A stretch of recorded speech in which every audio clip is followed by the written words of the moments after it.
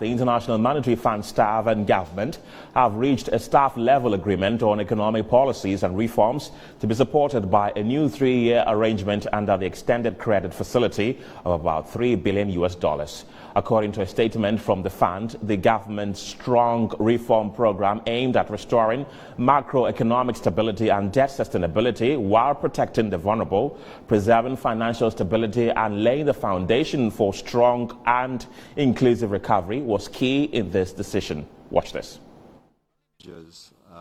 That the country and the Ghanaian people are facing these days. It is against this backdrop that the authorities requested an IMF-supported program in early July. We have since then been engaging very closely, and I am extremely pleased to announce that the IMF has reached a staff-level agreement with Ghana on a 3-year program that will be supported by an arrangement under the extended credit facility, and in an amount of about $3 billion. Let me add that the agreement is subject to approval by the IMF management as well as the IMF Executive Board in the period ahead, contingent on receiving financing assurances from Ghana's partners and creditors. The Ghanaian authorities have committed to a wide-ranging economic reform program which builds on the government's post-COVID-19 program for economic growth, the PCPEG, and a program that tackles the deep challenges facing the country. Before we take your questions, I'd like to highlight some of the key elements of the program. It includes reforms to ensure the sustainability of public finances, and to do so, the government will implement policies that lead to a reduction in the fiscal deficit by enhancing domestic revenue mobilization and by streamlining spending. The government also announced a comprehensive debt restructuring. The program will also include reforms to strengthen fiscal transparency and public financial management, improve the management of public enterprises, bolster governance, and tackle structural changes in the energy and cocoa sectors. Reducing inflation, preserving financial stability, enhancing the resilience to external shocks, improving market confidence are all also very important program priorities. Importantly, the program will seek to protect the most vulnerable and create space for growth-enhancing measures and social spending. Finally, the government is taking steps to promote private sector investment and job creation. Before I turn to the Honourable Minister, I'd like to thank him and Bank of Ghana Governor Addison and their teams, many of whom are represented here today, as well as representatives from the various government agencies we have interacted with.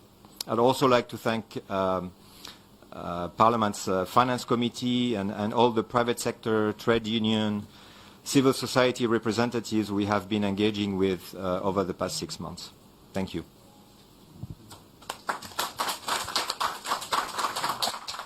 Thank you very much, Stefan. Now we turn it over to Minister Ofori-Atta. Good morning. Good morning. Well, thank you very much. And Stefan, thank you indeed. Minister Elsie, thank you.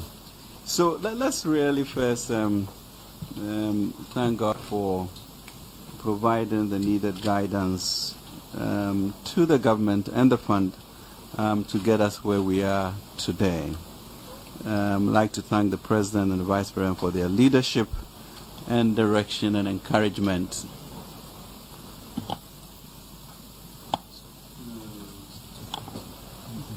through this period. Let me also... Why is the mic favoring the IMF?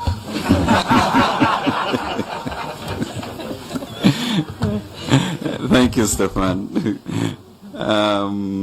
But let me truly express appreciation to the IMF in general, and in particular to the IMF Managing Director and Management, Stefan, IMF Mission Chief to Ghana, Leo Medini, and the indomitable spirit of the team that's been with us throughout. Because their commitment to Ghana during these challenging times has really been heartwarming. And truly, I thank you for your leadership, Stefan. In addition, I also like to express deep appreciation to key stakeholders. Stefan mentioned a few of them, including Cabinet, Parliament, the faith-based organizations, the CSOs, members of academia, for their invaluable contribution to the preparation of the post-COVID-19 Program for Economic Growth, the PCPEC, which has underpinned the IMF program negotiations. And last but not the least, express my sincere appreciation to Governor Addison and the leadership of Elsie and Maxwell and the team that works with them. It's been a collaboration that truly, I think all of our staff have appreciated what we can do when we speak the same language and work, in the same direction. Sacrifice during this period and the entire process has been really ennobling in a sense. So to give you a bit of a context, a lot of work indeed has gone on behind the scenes for, I guess, 5 to 6 months when government formally announced its intention to engage the fund for a supported program to enable us to reach a staff-level agreement before year end, which looked like an impossible task. Because as Stefan mentioned, these are really grave times in a very difficult economic environment. But this now, today, paves the way for the IMF's management and executive board to approve Ghana's program request early, hopefully, next year. Since the announcement on 1st July 2022 to formally engage IMF for an IMF-supported program, there have been 3 rounds of negotiations with the IMF interspersed with a number of virtual meetings in between to ensure both the government of Ghana and the IMF teams worked around the clock to get the SLA by end December 2022. In fact, I think Stefan and I talked about it, that it wasn't a mission visit per se, because the mission was on from July 1st to now. And that really, thank you guys for that commitment. Against the backdrop of the staff programs, let's be clear that we are, Ghana, indeed blessed to conclude this SLA within this period. So in recent times, this is quite historic in terms of the speed in which we have come to this. And if we look also at the path that Zambia, Chad, and Ethiopia have gone to, we can see that this is quite a miracle in its making, and really to thank the fund for the commitment and dedication that have come through this. So the government and IMF teams, have really sacrificed to be here, and the team behind all of this, the staff, once again, at BOG and the staff at the Ministry of Finance under the leadership of Patrick Nomo has been phenomenal, and we thank them for this. Key to this has also been our 2 deputies, Abner and John, and also Charles, who left us. Just lots of work has gone into this. So the key deliverables over the period include the preparation of the PCPEC program, medium-term macroeconomic framework, debt sustainability analysis and debt management strategy, structural reforms to address structural bottlenecks, improve competitiveness and promote efficiency and effectiveness, a memorandum of economic and financial policies, and an agreement on prior actions which are expected to be completed before the fund goes to the board. All of this indicate that Ghana stands ready to complete all the prior actions before this is successfully done, certainly within the first quarter of next year, looking at the end of January, if we can push it as we have done this one. So we are committed to the program as a whole, and we will do our part to make it happen. The SLA is only one aspect of the approval process. More is yet to be done to secure IMF management and board approval, and that is what we, all of us as Ghanaians, should work to ensure that we go through. So this meeting happened moments ago, and my colleague Winston Taki was there and has joined me via the telephone lines to tell us more about this. Winston, break it down for us. What does this all mean? Ken, and this means that Ghana is on the way of getting an approval from the IMF to secure the $3 billion loan facility to help bring economic stability and also gain credibility. Can you kindly speak up so we can hear you? Okay. Is it better now, Ken? Yes, it is. Go. Good.